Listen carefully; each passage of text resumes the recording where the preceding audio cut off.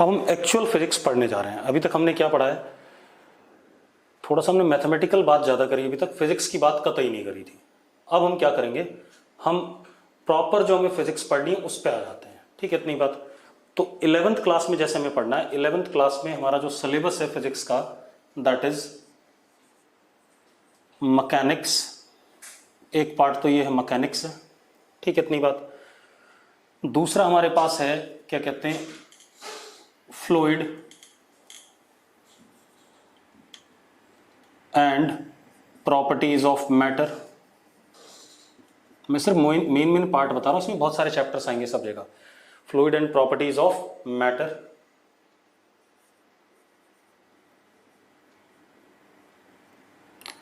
तीसरा हमारे पास पार्ट आएगा इसमें KTG, kinetic theory of gases and thermodynamics.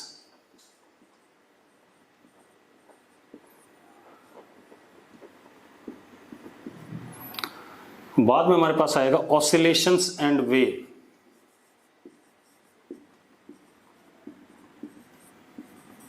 Her unit में कई कई चैप्टर हैं, ऐसा मत सोचना कि एक ही में खत्म हो जाएगा। ठीक है, जैसे मैकेनिक्स में लगभग 50% 11th का पार्ट मैकेनिक्स है, बाकी 50% में तीनों चीजें डिवाइडेड है।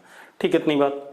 अब सबसे पहले हम मैकेनिक्स से स्टार्ट करेंगे, क्योंकि यहीं से बेसिक हमारा 11th का फिजिक्स स्टार्ट होता है या फिजिक्स से स्टार्ट होता है। ठीक है, इतनी बात। चलो, अब मैकेनिक्स में हम क्या पढ़ेंगे। मैकेनिक्स एक्चुअली क्या चीज है, mechanics is actually branch of physics where we deal with motion of system and cause producing motion। मतलब मैकेनिक्स में हम क्या करते हैं, क्या पढ़ते हैं, मोशन ऑफ सिस्टम। सिस्टम मतलब जैसे मेरा मोशन, मैं एक सिस्टम हूं, मेरा मोशन। ठीक है, इतनी बात। बस एक सिस्टम है। अब हमें क्या पढ़ना है बेटा, मैकेनिक्स पढ़ना है। ये 50% हमारा सिलेबस है, क्या कहते हैं, 11th क्लास का। मैकेनिक्स में क्या है, हमें पढ़ना क्या है, मोशन ऑफ सिस्टम या कॉज प्रोड्यूसिंग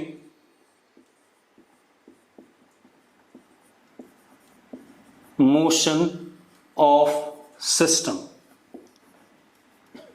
किसी सिस्टम का मोशन पढ़ना है या किस कारण से मोशन हो रहा है ये पढ़ना है। चलो अब देखो, अब मैं क्या कह रहा हूं, हमें पढ़ना क्या है, 11th क्लास का 50% सिलेबस हमारे पास मैकेनिक्स है। अब जरा मुझे थोड़ी देर के लिए तंग नहीं करोगे। Syllabus is what, mechanics. Mechanics में हमें पढ़ना है मोशन।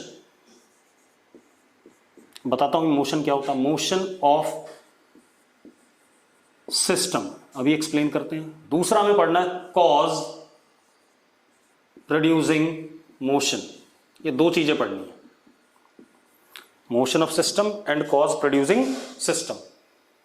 अब मोशन मतलब मैं अगर अपने आप को एक सिस्टम मानता हूं तो मैं कितना डिस्टेंस चला, कितना डिस्प्लेसमेंट चला, कितनी स्पीड से चला, कितनी वेलोसिटी से चला, किस एक्सेलरेशन से चला, वो सारे पैरामीटर किस में आते हैं, मोशन में आते हैं। दैट इज कि डिस्टेंस कितना ट्रेवल करा मैंने, अगर मैं अपने आप को सिस्टम कहता हूं। डिस्प्लेसमेंट कितना ट्रेवल करा मैंने,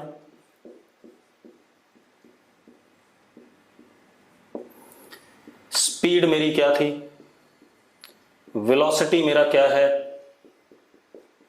और एक्सेलरेशन एंड एक्सेलरेशन। ये सारे पैरामीटर हमें किसमें पढ़ने, मोशन ऑफ सिस्टम में। ठीक है, इस ब्रांच को, मोशन ऑफ सिस्टम वाली ब्रांच को हम कहते हैं क्या है, इस सारे को जो हम पढ़ते हैं किसी सिस्टम के लिए, इस ब्रांच को हम कहते हैं काइनेमेटिक्स। क्या कहते हैं, काइनेमेटिक्स। ठीक है, इतनी बात।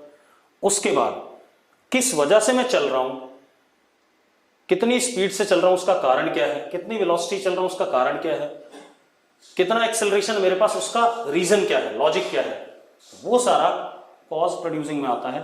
और इस चीज को हम कहते हैं क्या, डायनामिक्स। क्या कहते हैं, इस ब्रांच को हम कहते हैं डायनामिक्स। तो एक्चुअल में mechanics is divided into two categories, kinematics and dynamics. Kinematics deals with motion of system and cause which produces this motion is called as what? Branch of physics called as what? Dynamics. कोई दिक्कत है इसमें? अब ये simple सी बात हो गई. ठीक है, तो मैकेनिक्स में हमें सिस्टम का मोशन पढ़ना है. ठीक है, इतनी बात. और उसके बाद उस मोशन का कॉज पढ़ना है. क्लियर है? ठीक. अब तो इसका मतलब सबसे पहले हम पढ़ेंगे अब काइनेमेटिक्स.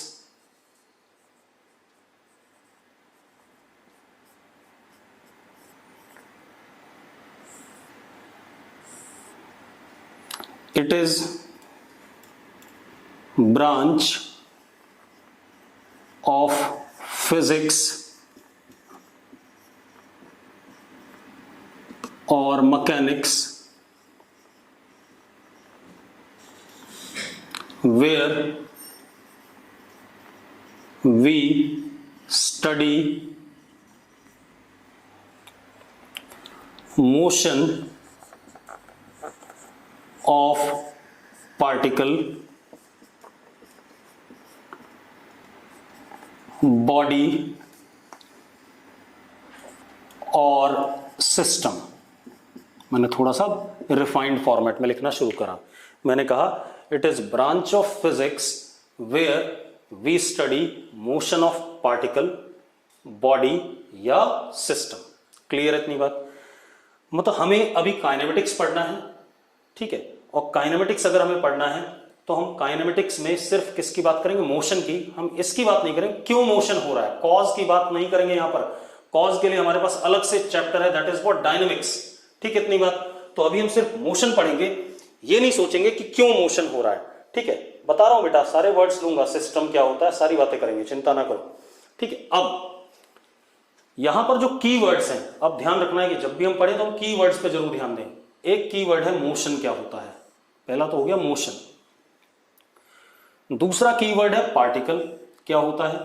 तीसरा कीवर्ड है बॉडी और चौथा कीवर्ड है सिस्टम. ये चार कीवर्ड हैं. इन चारों वर्ड्स को हमें पता होना चाहिए इनका मतलब क्या है. ठीक है, तो सबसे पहले मैं पार्टिकल की बात करता हूं. ठीक है, इतनी बात. मैं किसकी बात करता हूं? पार्टिकल की. ठीक है, एक एक करके, पहले पार्टिकल, फिर बॉडी, फिर सिस्टम, फिर मोशन की बात करेंगे. ठीक है, इतनी बात. तो व्हाट इज पार्टिकल? आप एक काम करो, आप सब लोग अपने घर में अपने किसी भी फैमिली मेंबर को देखो. ठीक है, अब वो जो फैमिली मेंबर है वो आपको कुछ फाइनाइट साइज का दिख रहा है कि नहीं दिख रहा है? यस और नो? यस लिखो जरा अगर दिख रहा है. कोई भी फैमिली मेंबर आपके घर में है वो आपको फाइनाइट साइज का कुछ दिख रहा होगा. अगर पापा की हाइट 6 फीट है तो 6 फीट के दिखाई पड़ेंगे, बड़े से. बस बस बस बस. अब जरा देखो, तो अब क्या कहानी है? जो आपके घर में फैमिली मेंबर हैं वो आपको कुछ फाइनाइट साइज के दिख रहे हैं. ठीक है, अब आप एक काम करते, अगर आप फैमिली मेंबर को कहते कि आप हमसे दूर जाते जाओ. ठीक है, अगर आप उनको दूर भेजो, ठीक है, 100 मीटर, 200 मीटर, 300 मीटर, 400 मीटर, ऐसे डिस्टेंस बढ़ाते जाओ, तो आपको फैमिली मेंबर का साइज छोटा दिखेगा या नहीं दिखेगा? पहले बताओ. दिखेगा. बिल्कुल सही बात है. जब आपको साइज छोटा दिखेगा तो काफी डिस्टेंस पे जब वो चले जाएंगे, बस लिखो नहीं, ठीक है, जब वो काफी डिस्टेंस पे चले जाएंगे तो आपको पॉइंट जैसे दिखाई पड़ेंगे कि नहीं दिखाई पड़ेंगे? यस और नो? ठीक है, तब वो आपको कैसे दिखाई पड़ेंगे? पॉइंट जैसे दिखाई पड़ेंगे. पक्का क्लियर है? बहुत बढ़िया. तो अब अगर कोई बॉडी या सिस्टम आपको पॉइंट जैसी अपीयर कर रही है ऑब्जर्वर को, आप कौन हो? ऑब्जर्वर. ठीक है, इतनी बात. आप देख रहे हो तो आप क्या हो गए? ऑब्जर्वर. और जिसको आप देख रहे हो वो हो गया बॉडी या पार्टिकल. तो जब वो बॉडी बहुत छोटे साइज की दिखाई पड़ेगी, ठीक है, इतनी बात, तो आप उसको क्या कंसिडर करोगे? पार्टिकल कंसिडर करोगे. और वो कब दिखाई पड़ेगी छोटी? अगर हम प्रॉपर रियलिस्टिक देखें, रियलिस्टिकली ऑब्जर्व करें, तो अगर आपके घर में कोई फैमिली मेंबर है वो आपसे 100 मीटर, 200 मीटर, 300 मीटर जितना दूर जाता जाएगा उतना ही उसका साइज क्या दिखाई पड़ेगा आपको? छोटा दिखाई पड़ेगा. बहुत दूर. हाँ, बिल्कुल सही बात है. बहुत दूर जाएगा तो आपको छोटा दिखाई पड़ेगा. और छोटा जब दिखाई पड़ेगा तो पॉइंट जैसा दिखाई पड़ेगा. ठीक है, under that scenario we consider body to be what? Point size या पार्टिकल. ठीक है, या कोई बॉडी ही बहुत छोटी हो, पॉइंट साइज की हो, कोई बॉडी ही क्या हो, पॉइंट साइज की हो। जैसे आपके घर में अगर आप इस वक्त कोई आपसे 10 फीट की दूरी पे चींटी दिख जाए तो चींटी आपको कैसे दिखाई पड़ेगी, पॉइंट साइज दिखाई पड़ेगी। तो आपका वो बॉडी क्या हो जाएगा, पार्टिकल कंसिडर किया जाएगा। तो अब पार्टिकल की बात क्लियर हो गई। इफ ऑब्जेक्ट और बॉडी appears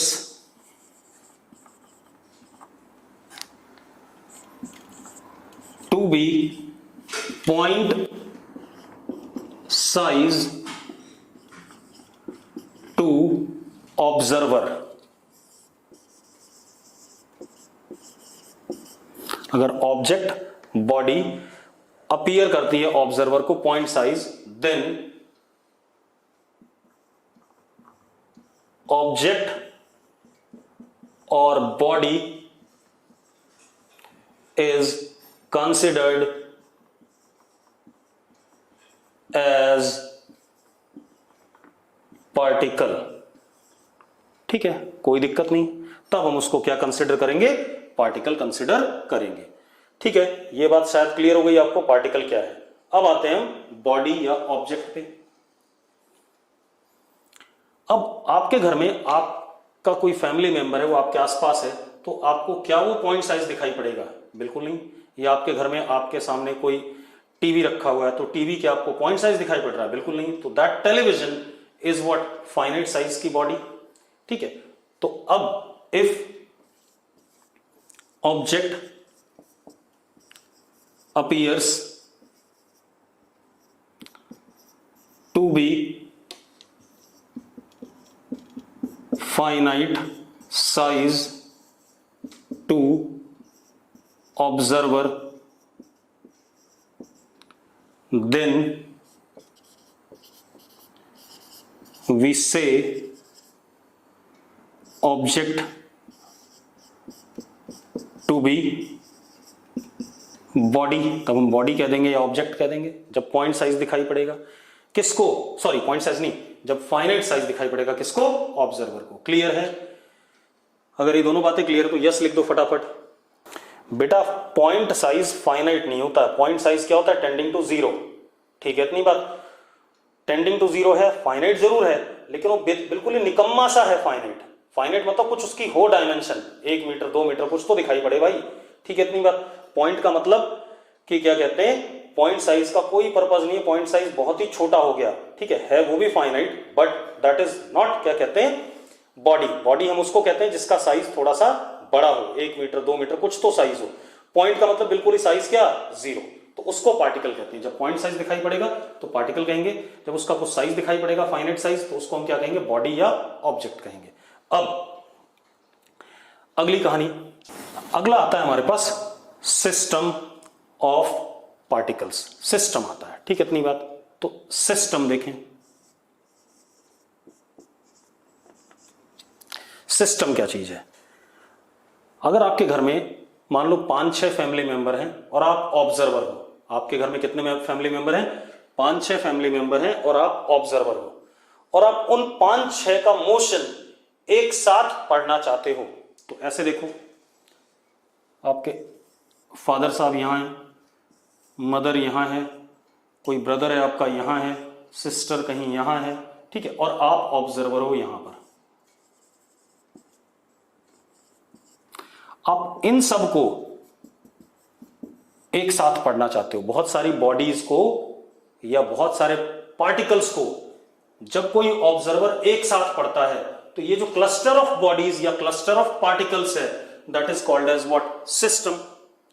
ठीक है इतनी बात, मेरी बात समझ में आ रही है। मैंने क्या कहा कि अगर आपके घर में कई सारे फैमिली मेंबर हैं, कई सारे बॉडीज हैं, ठीक है इतनी बात, आप ऑब्जर्वर यहां पर बैठे हो और आप इन सबको एक साथ पढ़ना चाहते हो, इनके मोशन को, तो ये क्लस्टर ऑफ बॉडीज या cluster of particles when studied all together, ठीक है इतनी बात, then such cluster is called as what, system.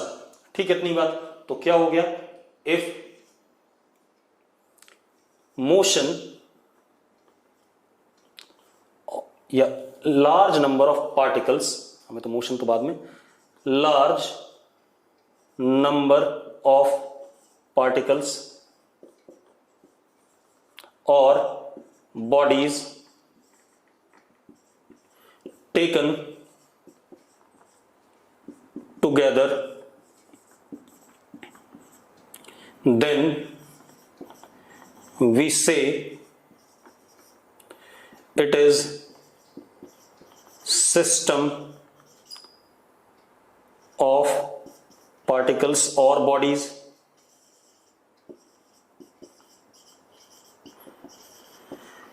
मेरी बात समझ में आ गई या नहीं? अगर समझ में आ गई तो यस लिखो फटाफट। बिल्कुल क्लियर है तीनों? बिल्कुल क्लियर है, बिल्कुल क्लियर, गुड। चलो अब मत लिखो। अब लास्ट हमारे पास आता है मोशन।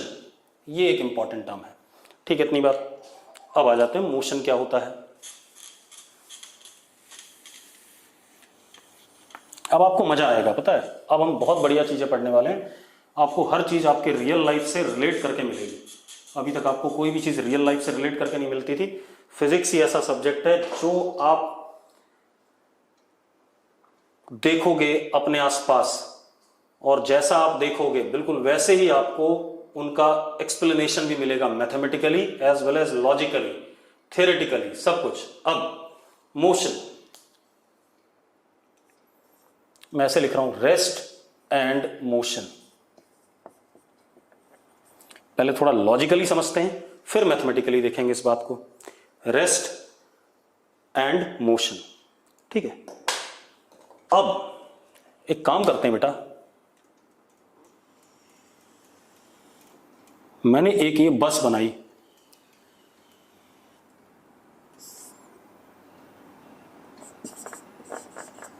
ठीक है। एक बंदा ऑब्जर्वर 1,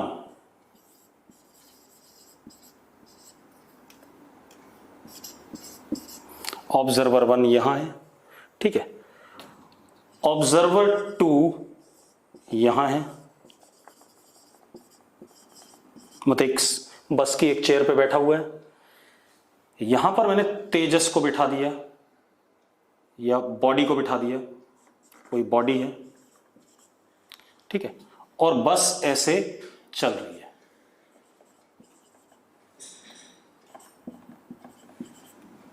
ठीक है। अब मैं आपसे पूछना चाहूंगा, ऑब्जर्वर 2 को, ये बस के अंदर किसी चेयर पे बैठा हुआ है, बॉडी बस के अंदर किसी चेयर पे बैठी हुई है, ठीक है, और बस ऐसे जा रही है। ऑब्जर्वर 2 को क्या ये बॉडी चलती हुई दिखाई पड़ेगी?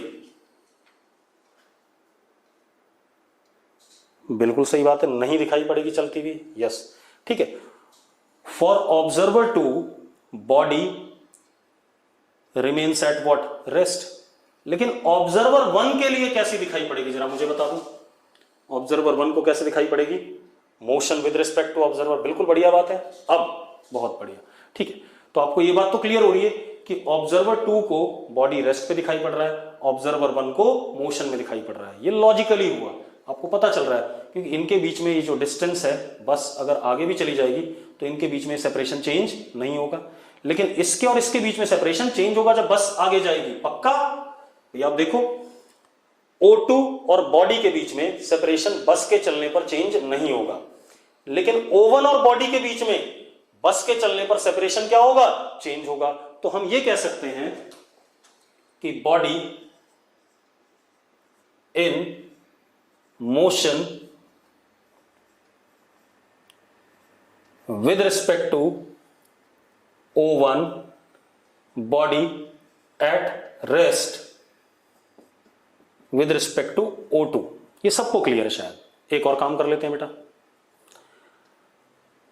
आप अपने घर में एक जगह पे चुपचाप से बैठे हुए हो, ठीक है, इतनी बात, और आपके घर में आपके सामने टीवी लगा है, सपोज इन केस आपके सामने जहां पर आप बैठे हो टीवी लगा हुआ है, ठीक है।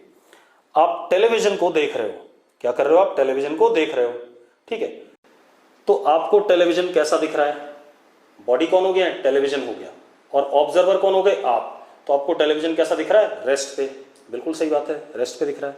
अब मैंने क्या करा, आपको आपके रूम पे जो पंखा लगा हुआ है उसके ऊपर बिठा दिया और पंखे को चला दिया, ठीक है। अब टेलीविजन कैसा दिखाई पड़ेगा आपको? अब टेलीविजन आपको मोशन में दिखाई पड़ेगा। बहुत बढ़िया, ठीक है, इतनी बात। अब आपको टेलीविजन मोशन में दिखाई पड़ेगा। तो इसका मतलब एक और आ रहा है कि रेस्ट और मोशन रिलेटिव टर्म्स हैं। अब मैं क्या कह रहा हूं, आप ऐसे देखो कि आपके सामने जो टेलीविजन है और आप चुपचाप से बेड पे बैठे हो, तो टेलीविजन आपको रेस्ट पे दिखाई पड़ रहा है। जब आप फैन के ऊपर बैठ गए और फैन लटक गए फैन पे, और फैन को मैंने ऑन कर दिया, फैन घूम रहा है, तो आपको टेलीविजन भी मोशन में दिखाई पड़ेगा। चलो दूसरे तरीके से देख लेते हैं, एक और देख लेते हैं, एक और एग्जांपल।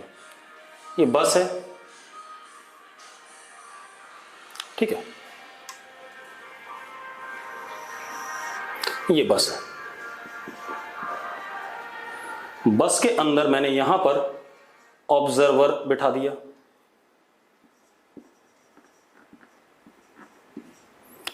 यहां पर एक ट्री है, पेड़ है, और बस मोशन में है। बस कैसी है? मोशन में है। अब धनंजय बताएगा, धनंजय लिखेगा भाई, बाकी कोई नहीं लिखेगा। ये जो पेड़ है ये इस ऑब्जर्वर को मोशन में दिखेगा या नहीं दिखेगा? यस, ठीक है, बिल्कुल दिखेगा। धनंजय बता किधर दिखेगा जाता हुआ, आगे या पीछे? पीछे, बिल्कुल सही। हाँ, तो जब ये मोशन, ऑब्जर्वर मोशन में है, आगे जा रहा, तो पेड़ किधर जाता हुआ दिखाई पड़ेगा? पीछे, ठीक है। लेकिन अगर मैं यहां पर ऑब्जर्वर दूसरा बिठा दूं, ओ डैश, रेस्ट पे है ये, ठीक है, अब पेड़ कैसा दिखाई पड़ेगा? रेस्ट पे दिखाई पड़ेगा, क्योंकि अब इसके रिस्पेक्ट में पेड़ नहीं चल रहा है। हाँ या ना? तो हम क्या कह सकते हैं? हम ये कह सकते हैं, अब जरा देखो मोटा मोटा क्या बात आ गई। Rest and motion are relative terms, are relative terms. इसका मतलब क्या है? same particle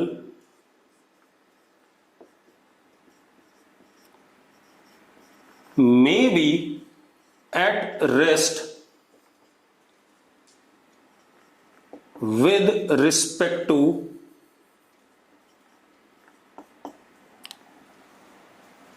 one observer and may be in motion with respect to other observer।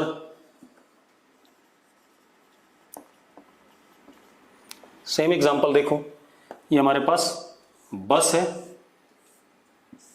बस के अंदर ऑब्जर्वर 1, यहां पर ट्री, और यहां पर ऑब्जर्वर 2, ये रेस्ट पे है। बस कैसा? मोशन में। आप मजेदार बात देखो, for O2 tree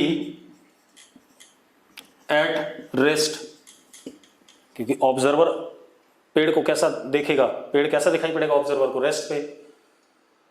for O1 tree in motion. कोई दिक्कत है इसमें? अगर आपको इसमें कोई दिक्कत है तो मुझे अभी लिख दो। मतलब ये जरूर ध्यान रखना कि कोई भी ऑब्जेक्ट या कोई भी पार्टिकल या कोई भी बॉडी या कोई भी सिस्टम मोशन में है या नहीं है, वो डिपेंड करता है ऑब्जर्वर पे।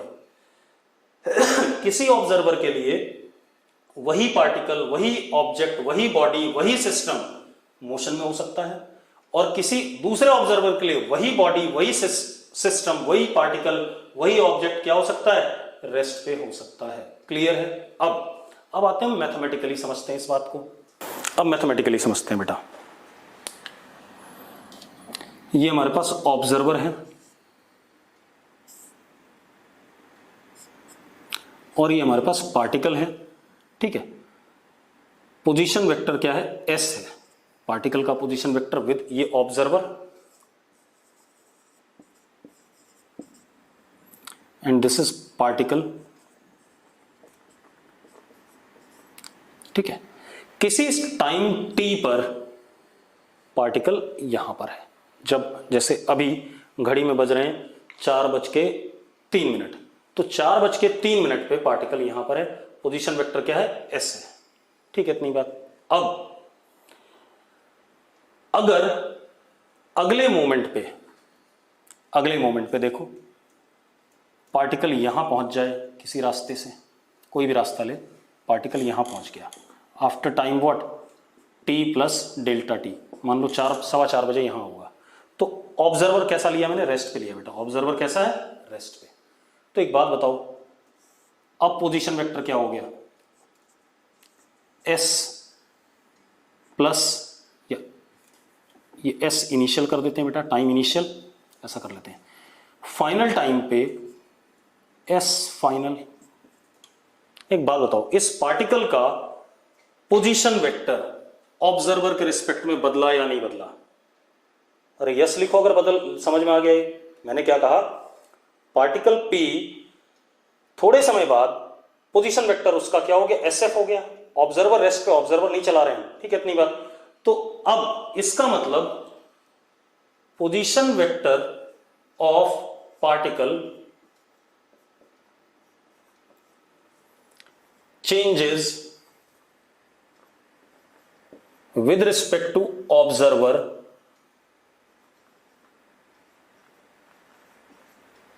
with time, मतलब पोजीशन वेक्टर पार्टिकल का चेंज कर रहा है ऑब्जर्वर के रिस्पेक्ट में समय के साथ। ठीक है, इतनी बात। यशिका बेटा देखो फिर से बता देते हैं, ऑब्जर्वर यहां रेस्ट पे है, किसी समय पे पार्टिकल, आप एक काम करो, आपका कोई फैमिली मेंबर अपने सामने खड़ा कर लो, ठीक है, आप बैठे रहना, आप नहीं हिलोगे। आपने फैमिली मेंबर अपने सामने खड़ा कर लिया, तो आपने अपने से उस फैमिली मेंबर की तरफ लाइन ज्वाइन करी, वो आप उस फैमिली मेंबर का क्या हो गया, पोजीशन वेक्टर हो गया। ये हो गया फैमिली मेंबर, ये रहा position vector at time T I, अभी इनिशियली ये एस आई हो गया। अब वो फैमिली मेंबर क्या करता है, उसे अच्छा नहीं लग रहा आपके सामने खड़े होने में, तो आपसे थोड़ा सा ऐसे खिसक गया, आप अभी भी अपनी जगह पर हो, तो जब वो खिसक गया ऐसे, तो फैमिली मेंबर यहां आ गया, थोड़े समय बाद यहां आ गया, तो पोजीशन वेक्टर अब क्या हो गया, ये इनिशियल और ये फाइनल, ये हो गया एस एफ। ठीक है, एक बात बताओ, क्या ये वेक्टर और ये वेक्टर सेम है? बिल्कुल नहीं, अलग अलग है, डायरेक्शन भी अलग है और मैग्नीट्यूड भी क्या बना रखा है, मैंने अलग बना रखा है। तो इसका मतलब पोजीशन वेक्टर पार्टिकल का क्या कर रहा है, चेंज कर रहा है ऑब्जर्वर के रिस्पेक्ट में समय के साथ। तो हम क्या कहते हैं, then particle is in motion with respect to observer। तो हम कहते हैं पार्टिकल मोशन में है ऑब्जर्वर के रिस्पेक्ट में। तो बेसिक सी डेफिनेशन क्या है कि if position vector of a particle changes with respect to observer, then we say that particle is in motion. ठीक है, इतनी बात, सिंपल सी कहानी क्या हो गई। मोशन के लिए क्या कहना है हमने कि अगर हमारे पास क्या कहते हैं, अगर हमारे पास पार्टिकल का पोजीशन वेक्टर ऑब्जर्वर के रिस्पेक्ट में चेंज कर रहा है, तो हम सिंपल सी बात ये कहेंगे कि पार्टिकल किस में है, मोशन में है। कोई इशू है इसमें? अगर है इशू तो लिखो यस। बेटा ऑब्जर्वर, एक ऑब्जर्वर ही होगा एक पार्टिकल को देखने के लिए, दूसरा मैंने पहले ही बोल दिया कि ऑब्जर्वर टू ऑब्जर्वर चीजें बदलती हैं। ठीक है, इतनी बात। तो अगर मैं इस ऑब्जर्वर की बात करूं तो इस वाले केस में इस ऑब्जर्वर के लिए पी किस में है, मोशन में है, लेनोवो। क्या चीज क्लियर नहीं है भाई, लेनोवो जिसका भी नाम है, कंक्लूजन क्या है, कंक्लूजन अभी पूरा नहीं हुआ, करा रहा हूं। ठीक है, रुको और बता देता हूं। ठीक है, ये आ गया। मतलब हम क्या कह सकते हैं कि इफ पोजीशन वेक्टर, लिख तो दिया मैंने, अगर पोजीशन वेक्टर पार्टिकल का चेंज करता है विद रिस्पेक्ट टू ऑब्जर्वर समय के साथ, then particle is in motion with respect to observer. और इस केस में देखो पार्टिकल यहां से चल के यहां पहुंच गया ऐसे, इस रास्ते से, तो टाइम टी इनिशियल पे मान लो 4:15 बजे यहां था, 4:20 पे यहां पहुंच गया। तो जरा देखो, ये पहला इनिशियल पोजीशन वेक्टर था और ये क्या हो गया, फाइनल पोजीशन वेक्टर। वेक्टर क्या कर गया, चेंज कर गया। देखो इसकी लेंथ इतनी, इसकी लेंथ इतनी, इसकी डायरेक्शन इधर, इसकी डायरेक्शन इधर, तो दोनों वेक्टर क्या हुए, अलग अलग हैं, अलग अलग हैं। तो ये इससे डिफरेंट है, इसका मतलब पोजीशन वेक्टर क्या कर गया, चेंज कर गया। पोजीशन वेक्टर चेंज कर गया तो हम क्या कहेंगे, पार्टिकल किस में है, मोशन में है विद रिस्पेक्ट टू ऑब्जर्वर। एक और एग्जांपल लेते हैं, इसको मिटाते हैं। ये P और ये O, ठीक है, टाइम इनिशियल पे पोजीशन वेक्टर एस आई, कैसा, एस आई। अब आप एक काम करो बेटा, अब मेरी बात ध्यान सुनना, अगर ये दोनों एक दूसरे के पैरेलल चलते हैं ऐसे,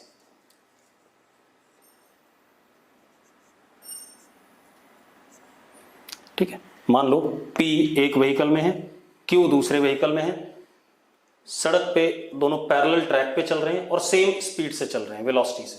तो जरा देखो, थोड़े समय बाद दोनों यहां पहुंच गए, ये O और ये P एट टाइम TF। ये डिस्टेंस और ये डिस्टेंस बराबर है, ठीक है, इतनी बात। तो ये लेंथ और ये लेंथ भी क्या हो गई, बराबर हो गई, लेंथ भी बराबर हो गई और डायरेक्शन भी जरा देखो O से P का, क्योंकि दोनों पैरेलल आ गए एक दूसरे के, क्या हो गया, सेम आ गया। तो ये जो SF है फाइनल वाला पोजीशन वेक्टर, मैग्नीट्यूड में SI के बराबर है और डायरेक्शन में भी SI के ही अलोंग है। तो SF is equal to SI। मतलब क्या, इसको समझ लेते हैं एक और तरीके से। मान लो आपके पास एक कार ये है, यहां ड्राइवर बैठा है P और ये दूसरी कार है, यहां ड्राइवर बैठा है O, ये SI इनिशियल पोजीशन वेक्टर, दोनों चल रहे हैं बेटा इधर की तरफ सेम स्पीड से। तो थोड़ी देर बाद ये सिनेरियो कुछ ऐसा हो गया,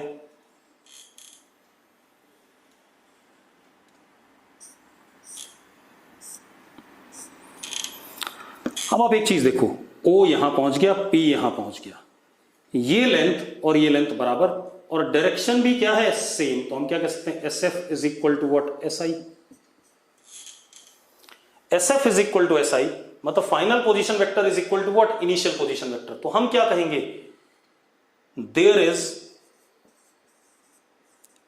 no change in position vector of particle with respect to observer, therefore P at rest with respect to O।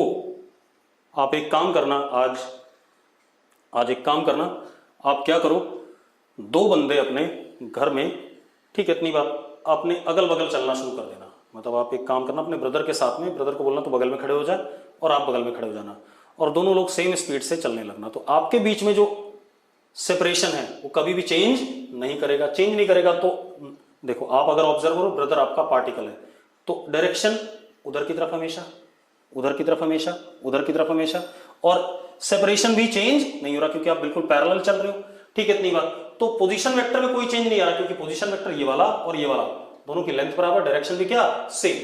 तो अगर पोजीशन वेक्टर चेंज नहीं कर रहा है पार्टिकल का ऑब्जर्वर के रिस्पेक्ट में, तो पार्टिकल को हम क्या कहेंगे, रेस्ट पे है with respect to observer. Clear इतनी बात। तो अब कंक्लूजन ये है कि अगर ऑब्जर्वर के रिस्पेक्ट में आप पहले से ही दोनों को यूनिफॉर्म मान रहे हो, बिल्कुल मान रहा हूं भाई, ठीक है, इतनी बात, मुझे सिर्फ मोशन बताना है अभी, मैं भी यूनिफॉर्म नॉन यूनिफॉर्म की बात नहीं कर रहा हूं, मुझे मोशन और रेस्ट बताना है तो मैं उसको एक्सप्लेन कर रहा हूं, ठीक है, ये बातें हम बाद में करेंगे, परेशान ना हो। तो सिंपल सी कहानी क्या है कि अगर पोजीशन वेक्टर पार्टिकल का ऑब्जर्वर के रिस्पेक्ट में चेंज करता है तो particle is in motion with respect to observer, और अगर पोजीशन वेक्टर पार्टिकल का ऑब्जर्वर के रिस्पेक्ट में चेंज नहीं करता है तो particle is at rest with respect to observer. Clear है इतनी बात, कोई दिक्कत है इसमें? अब मजेदार बात देखो, तो लिख दें इस बात को दोबारा से या नहीं? लिखना है तो बोलो यस और नहीं लिखना है तो लिखो नो। अच्छे से क्लियर है तेजस? ना सर, ना सर, ठीक है। तो मैं एक बार फिर से बोल देता हूं, सुन लो। लिखो नहीं, लिखो नहीं, लिखो नहीं, पहले सुन लो बस मैं क्या बोल रहा हूं। If position vector of particle changes with respect to observer, ठीक है इतनी बात, then we say particle is in motion with respect to observer. दूसरा, if position vector of particle does not change with respect to observer, then we say that particle is at rest with respect to observer। Clear है इतनी बात? चलो अब किसी ने कुछ बोला था अभी यहां पर कि अगर ऑब्जर्वर भी मोशन में हो जाए, ये रहा यार ऑब्जर्वर मोशन में, इस केस में देखो यही तो एक्सप्लेन कर रहा हूं इतनी देर से, ठीक है इतनी बात। तो अब आगे बढ़ते हैं, ठीक है। तो ये तो बात हो गई रेस्ट एंड मोशन की। अब काइनेमेटिक्स में हमें क्या करना है काइनेमेटिक्स में हमें पार्टिकल का मोशन ही पढ़ना है। पहले तो हम पार्टिकल का मोशन पढ़ेंगे, फिर बॉडी का पढ़ेंगे, फिर सिस्टम का पढ़ेंगे। सिस्टम का मोशन हम पढ़ेंगे आगे के कुछ चैप्टर्स आएंगे, system of particles, centre of mass वाला चैप्टर, वहां पढ़ेंगे। तो अभी हम सिस्टम से डील नहीं करेंगे, हम किससे डील करेंगे? पार्टिकल और बॉडी से। क्लियर है? चल, अब तो अगर हमें मोशन ऑफ पार्टिकल स्टडी करना है तो हमें कुछ बेसिक क्वांटिटीज डिफाइन करनी पड़ेंगी। पार्टिकल के मोशन को जो हमने स्टडी करना है तो उसकी कुछ बेसिक क्वांटिटीज हैं, उनको हम क्या करेंगे? डिफाइन करेंगे। वो बेसिक क्वांटिटीज क्या क्या है मैं पहले लिखा देता हूं। बेसिक फिजिकल क्वांटिटीज, मैंने कहा था ना सारी फिजिकल क्वांटिटीज 2 साल में कवर होंगी। आपने जो डायमेंशन वाले चैप्टर में या यूनिट एंड मेजरमेंट वाले चैप्टर में क्वांटिटीज देखी हैं, वो सारी क्वांटिटीज 2 साल में पूरी कवर होंगी। ठीक है, तो वहां पर मैंने आपको रटवाई थी थोड़ी बहुत। अब मैं आपको उनको धीरे धीरे हर चैप्टर में कुछ आएंगी, अगले में कुछ आएंगी, ऐसे ऐसे करके 2 साल में खत्म होगा। तो basic physical quantities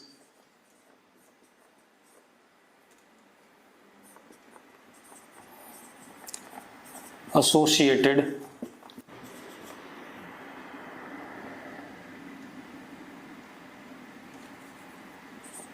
with kinematics।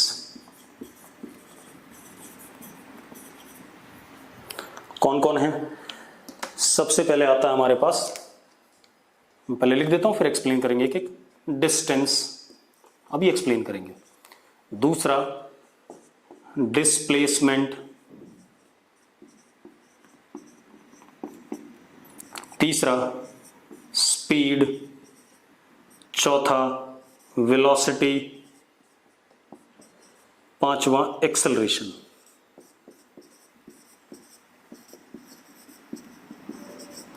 ये ध्यान रखना, डिस्टेंस को मैं हमेशा एल से डिनोट करूंगा। किससे डिनोट करूंगा? एल से। ठीक है,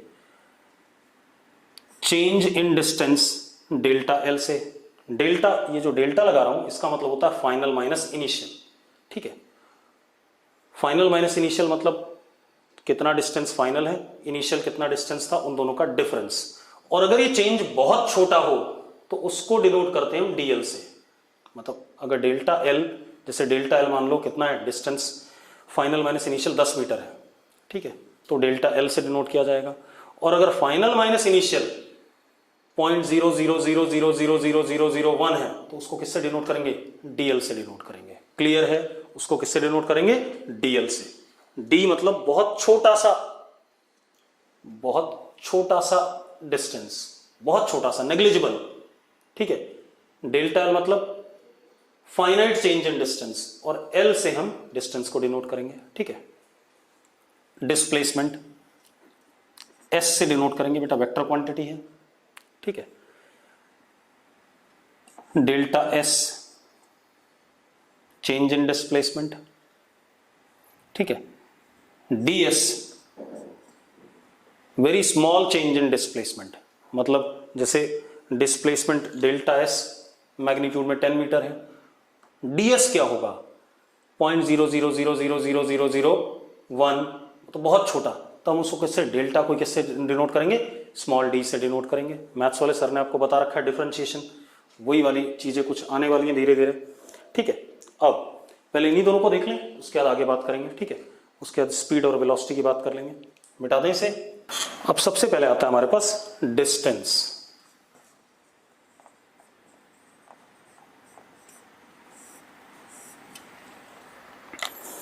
What is distance? Distance is actual length of path traversed by the particle। मतलब अगर मान लो मुझे करनाल से या सेक्टर 6, अभी मैं जहां पर हूं क्लासरूम से, ये इनिशियल पोजीशन है। ठीक है, इतनी बात। ऑब्जर्वर यहां बेटा, ऑब्जर्वर यहां पर है, ऑब्जर्वर हमने रेस्ट पे कर दिया।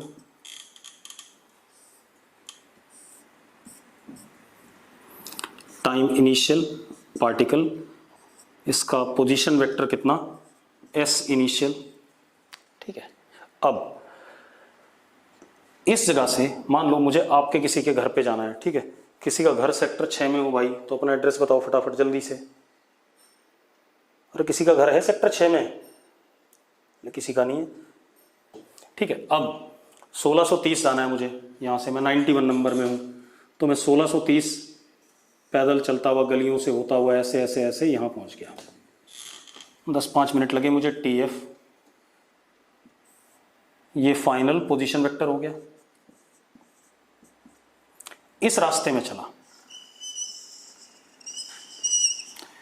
जो भी मैंने रास्ता लिया, ये जो रास्ता है, इस रास्ते की टोटल लेंथ को हम क्या कहते हैं? डिस्टेंस कहते हैं। क्या कहते हैं हम? Distance, L। ये टोटल लेंथ क्या हो गया? डिस्टेंस हो गया। तो distance is total distance travelled by particle in moving from initial to final position। Distance क्या हो गया? टोटल डिस्टेंस या टोटल लेंथ,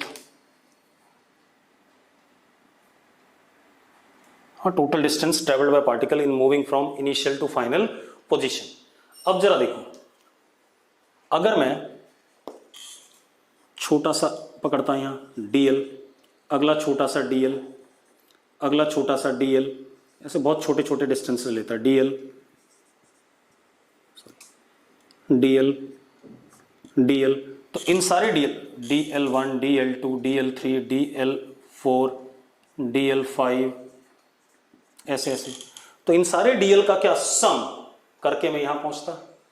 तो एक्चुअल में L is what? Summation of DLI, I equal to 1 to N। सारे DL छोटे छोटे एक एक कदम, हर कदम मतलब मुझे 91 से 1630 जाने में मान लो 100 कदम लगे, तो पहले कदम का DL, अगले कदम का DL, अगले कदम का DL, सबके DL मैंने क्या करे? ऐड करे, और उन सबका सम क्या हो गया? L के बराबर आ गया। एक बात बताओ, ये सारे DL normal laws of algebra से ऐड हो रहे हैं कि नहीं हो रहे? मैंने क्या कहा था? मैंने हर चीज एक्सप्लेन करनी है, ठीक है, इतनी बात, जबरदस्ती कहीं पर भिड़ाना नहीं है। ये क्या हो रहा है? अगर ये वाला कदम आधे मीटर का था, ये आधे मीटर का था, ये 1 मीटर का था, ये आधे मीटर का था, आधे मीटर का, 1 मीटर, 2 मीटर, 3 मीटर, ऐसे ऐसे सारे डिस्टेंसेस को ऐड करा मैंने।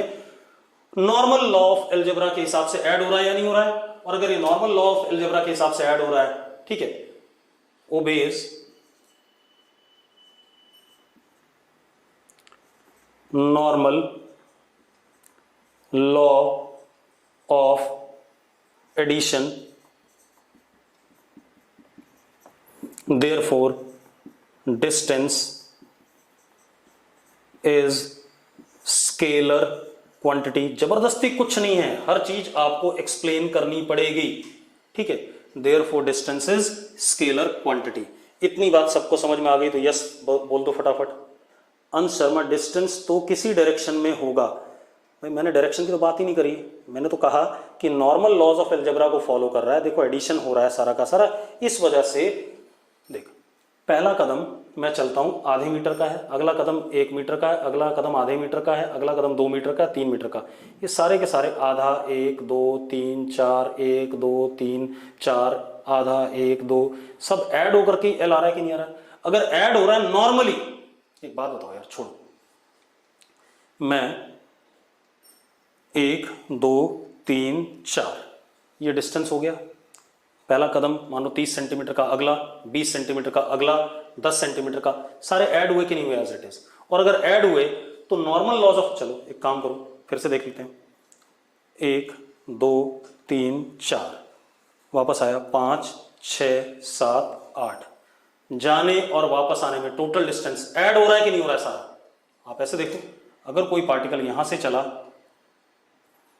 ऐसे गया और ऐसे वापस आ गया, यहां आ गया, तो डिस्टेंस तो ये हुआ ना, ये वाली लेंथ, प्लस ये वाली लेंथ प्लस ये वाली लेंथ प्लस ये वाली लेंथ प्लस ये वाली प्लस ये वाली प्लस ये वाली प्लस ये वाली प्लस ये वाली, सारी लेंथ का क्या हो रहा है, सीधे सीधे सम हो रहा है। और अगर सारी लेंथ का सम हो रहा है भैया, तो मैंने साफ साफ कहा था कि scalar quantity obeys normal laws of addition, vector के लॉज को फॉलो नहीं करता। फॉर्मूला समझा दो इसका जो राइट साइड में लिखा हुआ है। अबे फॉर्मूला कौन सा समझा दूं, dl1 समीशन लिखना नहीं आता बेटा, dl3 तो क्या हो गया, dl1 plus dl2 plus dl3 dash dash dash dash dln, इसको लिखा जाता है summation dli i equal to 1 to n। ऐसा आपने 7th 8th में लिखा होगा समीशन। अब समझ में आया क्या लिखा मैंने फॉर्मूले में, अरे यस और नो। अब क्या कहानी है, तो डिस्टेंस स्केलर क्वांटिटी में क्यों बोल रहा हूं, क्योंकि ये सीधे सीधे क्या हो रहा है, हर छोटा छोटा डिस्टेंस, छोटा छोटा एलिमेंटल डिस्टेंस क्या हो रहा है, नॉर्मल लॉस से क्या हो रहा है, ऐड हो रहा है। चलो तो स्केलर क्वांटिटी हो गई, इसके यूनिट क्या हो गई, यूनिट इज मीटर्स। ऐसा यूनिट लिखेंगे बेटा, बाकी यूनिट्स की हम बात नहीं करेंगे, ठीक है। Unit is metre, dimension is what, L, आपने पढ़ा हुआ है, ठीक है। इतनी बात, ये बात हम कर चुके हैं। अब आते हैं हम दूसरी चीज पे, क्या डिस्टेंस ट्रेवल्ड नेगेटिव हो सकता है? अगर हो सकता है तो यस लिखो, नहीं हो सकता है तो नो लिखो, नेवर। बिल्कुल सही बात है बेटा। एक बात बताओ, अगर मैं चल रहा हूं, देखो 2 मीटर चल गया मैं, फिर वापस आया तो 4 मीटर हो गया, फिर मैं इधर गया 2 मीटर 6 मीटर हो गया, मतलब डिस्टेंस कभी भी नेगेटिव नहीं हो सकता। और बिल्कुल सही बात है, हमने पढ़ा हुआ है कि स्केलर क्वांटिटी का जो मैग्नीट्यूड होता है वो कभी भी नेगेटिव नहीं होता। तो अब distance can never be negative, ये बात भी हो गई, distance can never be negative, पक्का, ठीक है। अब दूसरी चीज, अब एक और चीज बेटा, ठीक है, मिटा दें ये सब, इसको मिटा देते हैं। अब मेरी बात सुनो, कोई पार्टिकल ऐसे गया आगे, यहां से यहां तक ये 6 मीटर है, सपोज यहां से चला था इनिशियल, ऐसे जा रहा था, फिर इस पॉइंट से वापस आया,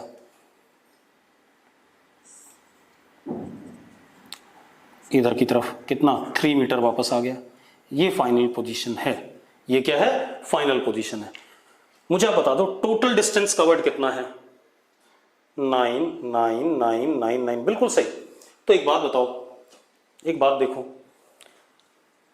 अगर कोई पार्टिकल चलता ही रहे, अगर कोई पार्टिकल चलता ही रहे, सपोज मैं गया 2 4 6 8, अगर मैं चलता ही रहूं ऐसे, तो जो डिस्टेंस होगा वो समय के साथ बढ़ेगा या नहीं बढ़ेगा, हमेशा बढ़ेगा।